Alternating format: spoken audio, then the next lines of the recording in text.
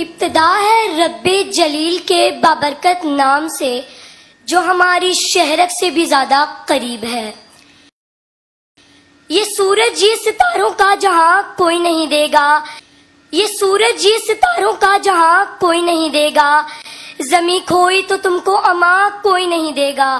وطن یہ مٹ گیا تو تم بھی مٹ جاؤ گے نادانو، اسی کو زندگی سمجھو، اسی کو زندگی مانو، کہ پاکستان سے باہر تمہارا کچھ نہیں یارو، کہ پاکستان سے باہر ہمارا کچھ نہیں یارو۔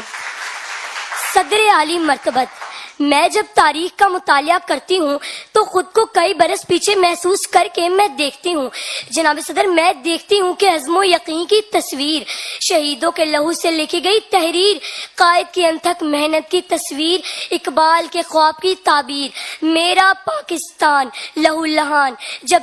ظلم و جبر کے شکنجوں کو توڑ کر دنیا کے نقشے پر روشنی بن کر ابھرتا ہے تو عدو جل کر کہتے ہیں کہ چند ماہ و سال سے زیادہ جم نہ پائے گا اور دنیا کے نقشے سے غائب ہو جائے گا، مگر آج تاریخ یہ منظر دیکھتی ہے کہ ہم اللہ کے فضل و کرم سے نہ صرف قائم و دائم ہیں بلکہ ہم نے اپنی جدوجہد سے ثابت کر دیا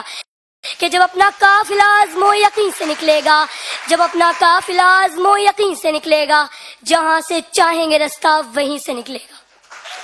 صدر عالی وقار، ہم ہر محاذ پر ثابت قدم رہے اور ترقی کی منازل طے کرتے آگے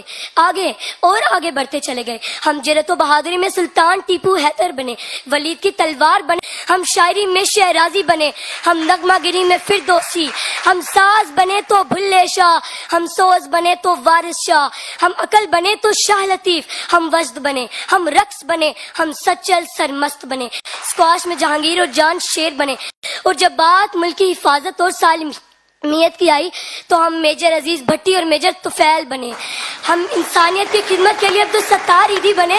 ہم قائد کے سپہ سالار بنے اور دشمن کے لیے ایک للکار بنے،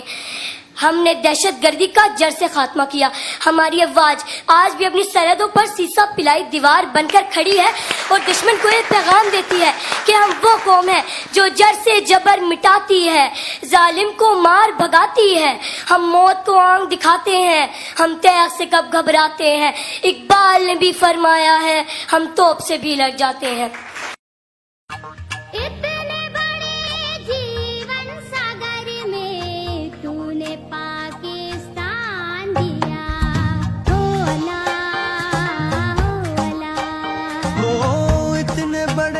جیون ساگر میں تو نے پاکستان دیا، ہولا ہولا ہولا ہولا۔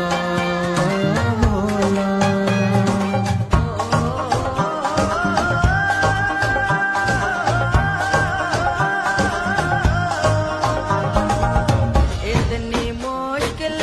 راہ گزرنے، اتنی